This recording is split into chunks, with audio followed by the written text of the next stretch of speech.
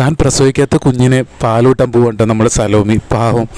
ഇത് അമ്മ നഷ്ടപ്പെട്ട ഒരു കുഞ്ഞാണ് കേട്ടോ. ചന്ദ്ര ചേച്ചിയായിരുന്നു നോക്കിയിരുന്നത്. അപ്പോഴാണ് സലോമി പാലൂട്ടുന്നുണ്ടല്ലോ, ഏതായാലും സലോമിക്ക് നമുക്കൊന്ന് വെച്ചു കൊടുക്കാമെന്ന്. ശരിക്കും പറഞ്ഞാൽ സലോമി ഇത് ആദ്യമായിട്ട് അവളെ സ്വീകരിക്കാൻ പോകട്ടെ. ഞാൻ പേടിച്ചു പോയി. സലോമി അവളെ തൻ്റെ കുഞ്ഞെല്ലാം തിരിച്ചറിയുമ്പോൾ എന്തെങ്കിലും വിഷയമാക്കുമെന്ന്. പക്ഷേ പാവം സലോമി അവളെ നെഞ്ചോട് ചേർത്തു. അവനും പാലൂട്ടി.